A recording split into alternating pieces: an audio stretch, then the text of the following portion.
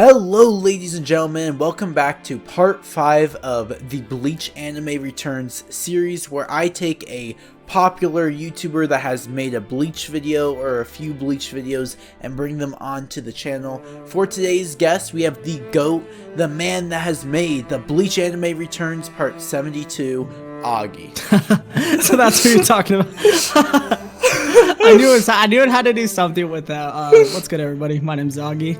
And this is probably we can consider this a Bleach Return number 79. 79? Video. Put on your channel, yep. I was hoping it was going to be 69, man. So yeah. I already did that one, so. It was a good one. Now, Augie, he's a great YouTuber. I would check him out if you guys haven't already. As somebody who is very involved in the Bleach community and kind of knows most of the stuff is going on, he repeats information I already know in his videos, but somehow makes it entertaining. Information that you, the viewer, might not know, but as somebody who already knows a lot of the information, it's just really entertaining to see how you present the information I know, if that makes sense.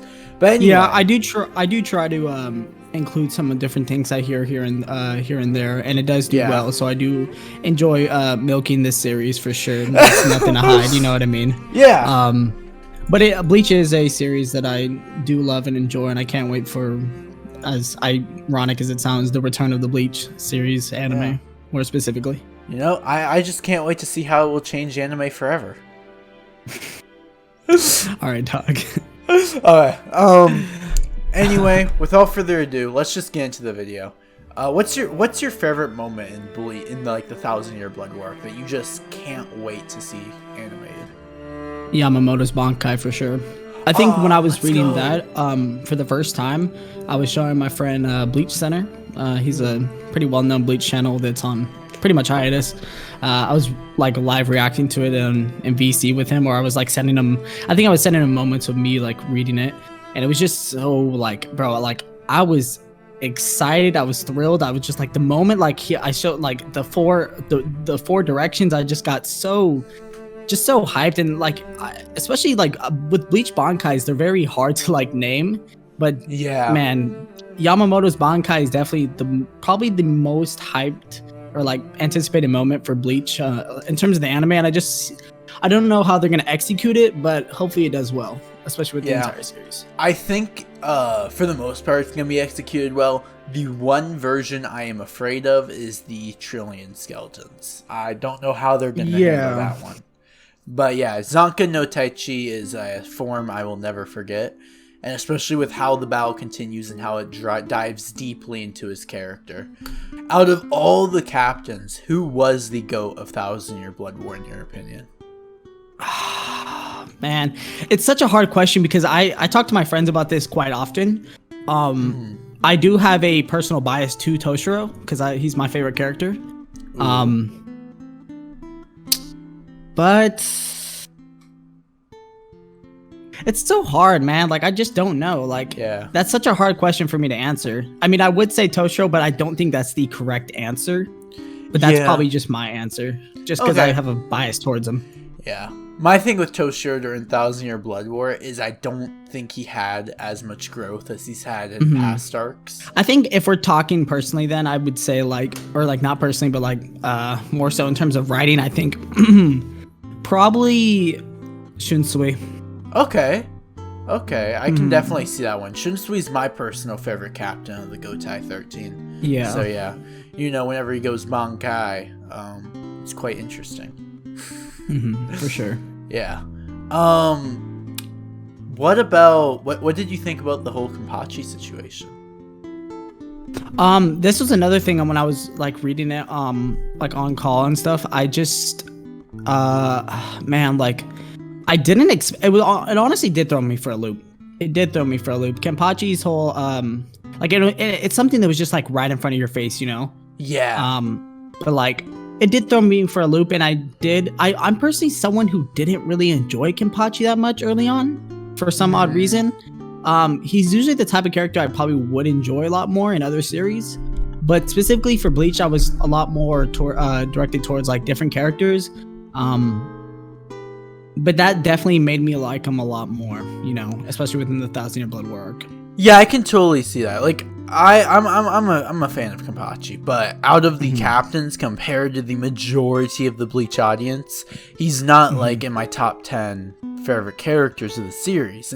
Do you agree with the theory that Yachiru is just Kenpachi's Zanpakuto spirit?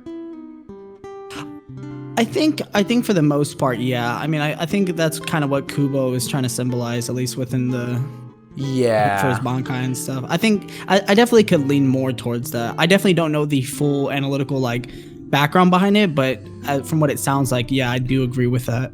Yeah, I definitely am on that side of thinking as well. I mean, it's pretty much confirmed without being confirmed. Like, yeah, pretty much. Yeah.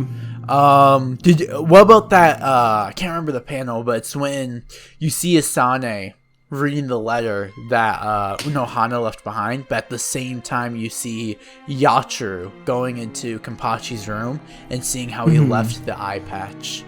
That panel was insane. But yeah, that's like one panel Kubo does that a lot. I mean, Kubo like this, like the same thing. I don't know why it popped in my head, but like the same thing with Giselle. You know, like it's confirmed without being confirmed, really. Like, you know, but that's pretty much like Kubo tends to do that stuff a lot. For interpretation, but it's really just something that is confirmed, but he likes to play with the audience. I think that's what makes Bleach such a fascinating story at the end of the day, though, because Kubo leaves a lot up to the viewer's imagination. Like, and especially with things like Unohana's Bonkai, which that brings me to another interesting question. What do you think her Bonkai is?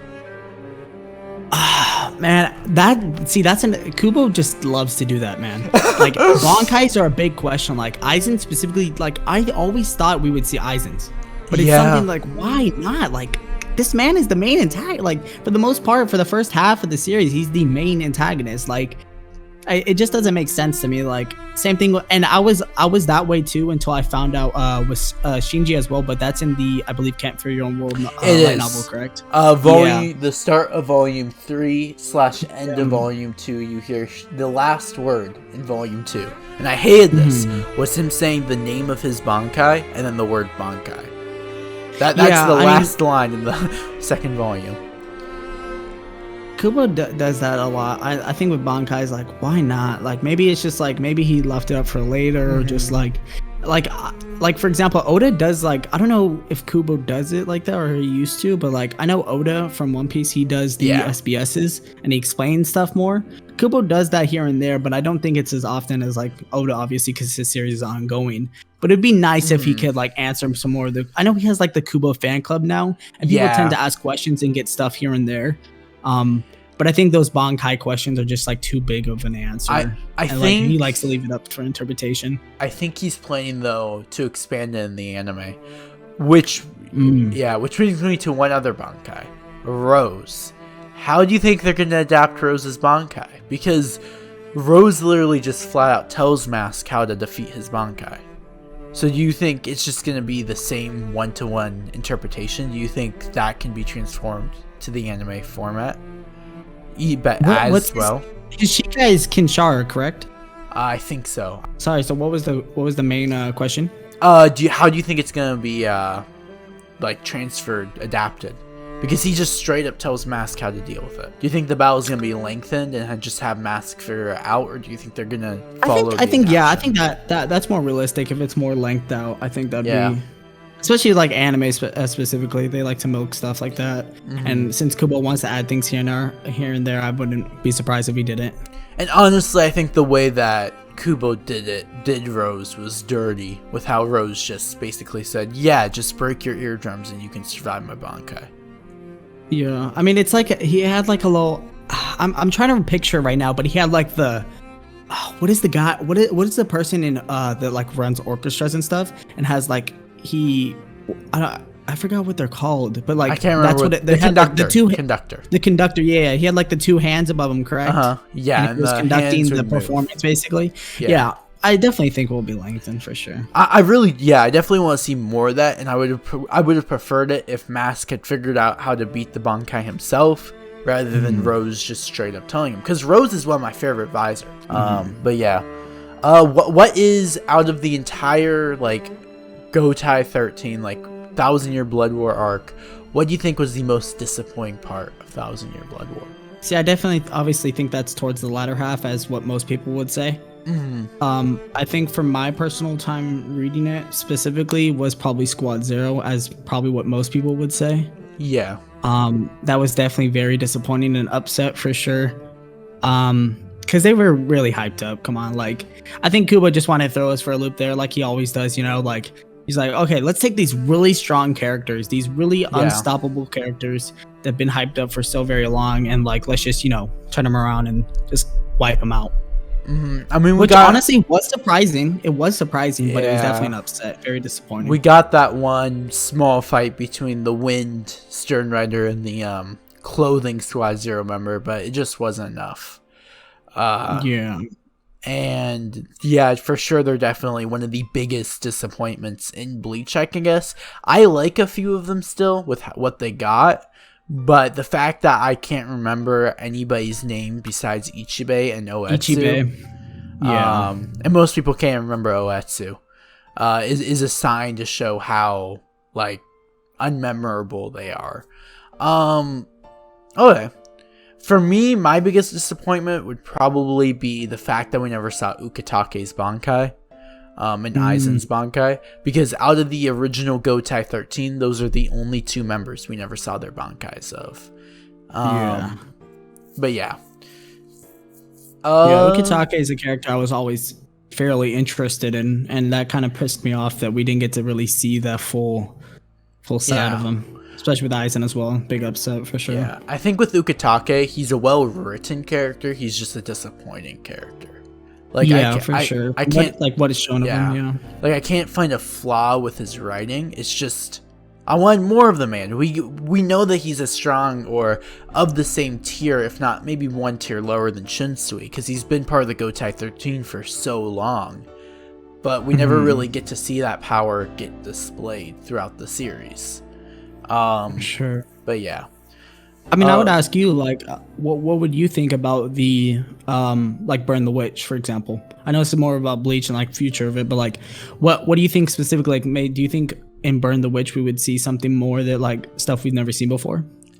I think so, to a degree. I think Burn the Witch will have a cameo with Bleach. Like, there will be a cameo with the Bleach cast. But I think it's more directly fixing the errors of world building inside of Bleach and perfecting it even further, in my opinion. I love Burn the Witch. It's great. I plan on buying the first volume, even though Viz screwed Kubo over by making that crap $20. Oh yeah, I saw the covers. I didn't know they were $20 though. Dang. Yeah. They screwed Kubo over for the sales by making it $20 in the West. This man. Yeah. That's actually funny. I didn't know that. Yeah. I was thinking about. Were there two different covers? I believe there was a white one and a red one. I don't know. I think they switched the covers because originally they had Nini on the cover. They're only that's right. Yeah, they're only an ever good thing they've ever done. Put Nini on the Burn the Witch cover. Oh, that's the most important question. Nini or Noelle? I'm a Noelle guy. You can't be trusted. Nah, I'm usually that. I lean towards more of her type of character more than the very energetic, very tsundere type of kind of character. I like the more quiet, humble, funny at times. Very. I get you. I get you. Yeah, it's like it's kind of like a Nami Robin thing from One Piece, kind of. I'm normally that way, but Nini just has a special place in my heart. Okay, yeah, that's fair. Yeah. I mean, that's fair for sure. I have a strong dislike for tsunderes. There's only an occasional tsundere here and there that makes it to the waifu list. Yeah. I think there's gonna be one last question.